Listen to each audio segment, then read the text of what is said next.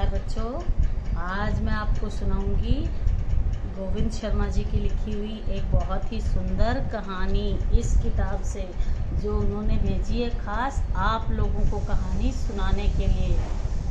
बाल कथाकार के रूप में वो पूरे भारत में प्रतिष्ठित हैं।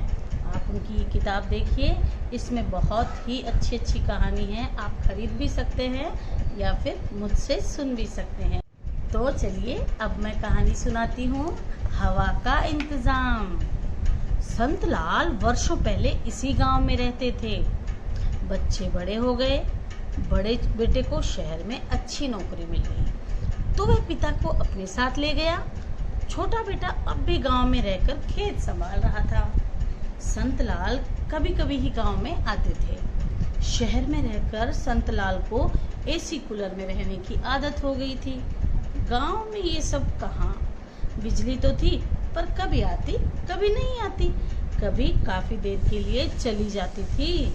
गांव में जिस कमरे में संतलाल का ठहराव था उसमें एक पंखा था, वह भी मरम्मत के अभाव में बहुत धीमे धीमे चलता था। संतलाल अक्सर शिकायत करते थे कि हवा नहीं है, हवा नहीं है। दिन में तो वो एक घर के आगे लगे नीम के पुराने वृक्ष के नीचे अपनी खाट पर लेटकर 5 वर्षीय पोते के साथ खेलते और बातें करते थे। दिन बीत जाता पर रात को मुश्किल होती। रात में कुछ आंगन में सोते तो कुछ छत पर। संतलाल छत पर सोते पर वहाँ भी संतलाल की यही शिकायत रहती कि हवा नहीं है। कहते मैं यहाँ नहीं ठहरूंगा, शहर जाना ही होगा।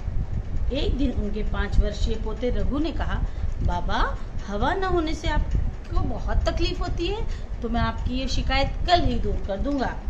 मेरे सामने वाले घर में रहने वाले रमन अंकल से कह दिया है मैंने, वे हर रविवार को गांव आते हैं।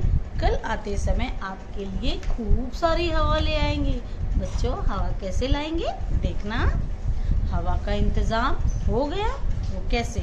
संतलाल ने यही समझा कि जरूर कल कोई मैकेनिक आएगा और पंखे को ठीक कर देगा।